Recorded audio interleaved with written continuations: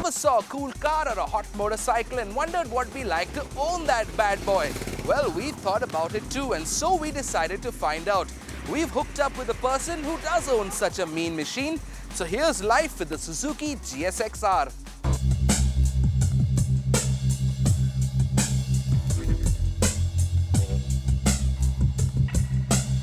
This is a 2010 GSX-R 1000 and I feel it's the king of the current crop of sports bikes.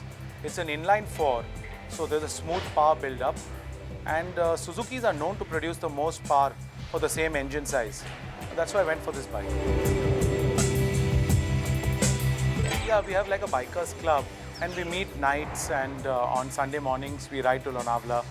So yeah, the bike does see a fair share of action. As a surgeon, I'm kind of busy from morning to night, so it's either early morning or late night. I don't really take the bike out in traffic hours because there's no point.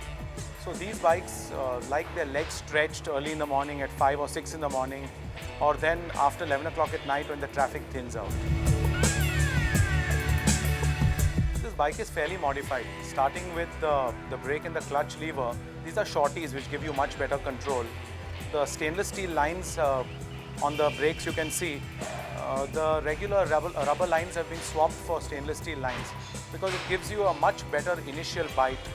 You can see that it's got petal rotors in the front, which again gives you a better braking bite.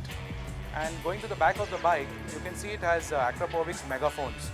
So these are like open exhausts and they really let the engine run free. And you can hear the engine, it's pretty loud and it sounds great. The stock bikes are actually pretty good right out of the box. But Suzuki's, I feel, have slightly little bit weaker on the brakes. So we kind of compensate for that with the mods. And the stock exhaust is very restrictive because it conforms to noise regulations.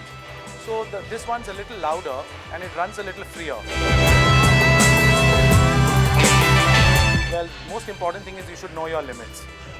You know how fast you can ride without being unsafe, without threatening other road users. Always gear up as much as you can. Wear every single bit of armor that you have, boots, jacket, helmet, gloves, every single bit, because you never know when you're going to need it. The most common question you get at the signal is, what bike is this? So you have to tell them it's a Suzuki GSX-R. The next thing is average kitna deta hai. Because we are a very conscious economy, mileage conscious economy. So when you tell them 15, they say it's not bad for such a big bike. Yeah, this is kind of the third Suzuki I had. So I'll be waiting for the 2012 GSX-R 1000. It's rumored to have traction control, wheelie control, and more power. I think the maneuverability and the confidence that a sports bike will give you, a cruiser can't. It'll stop on a dime, it'll turn when you want it to, and you can stay ahead of the traffic, and that way you're much safer. Petrol prices have been rising higher than Virendra Sehwag's hairline in the past couple of weeks, and diesel is becoming the fuel of choice for the economically conscious. General Motors have decided to throw their hat into the ring with the Beat Diesel. Kailash Menon drove it, and here's what he thought. Now in India, if you pop open the bonnet of a hatchback or a sedan, and if it's a diesel car, majority of them would house a 1.3-litre multi-jet diesel engine. Case in point, you got the SX4, the Swift, the Desire, the Ritz, the Indigo Manza, the Indica Vista, and there's a good reason why these cars have the 1.3, because it's potent, peppy, and bloody frugal. So when the folks at Chevy decided to put together India's first diesel Super Mini, the best bet naturally was the 1.3-litre multi-jet diesel. And since they had co-developed it with Fiat, they took the liberty of chopping a cylinder off. So technically it's the same engine, the only difference is that they've knocked off the cylinder. So what you have under the hood is a 1-litre 3-cylinder 56 bhp engine that puts out 150 Newton meters of torque. So that's the big change. And apart from the diesel badge, it pretty much looks the same. First things first, is it noisy? Now when you start a diesel Beat, it does that whole diesel jiggle. I mean, it vibrates for a bit, but then it settles down. For reference, check this water bottle. It's almost placid, stable. Now I'm going to crank up the car. You saw that? It did that whole diesel jiggle, settles down. The vibes definitely are low at idling. With shorter gear ratios, the Beat feels at home on city speeds, but on the highway, a sudden overtaking maneuver would make her sweat.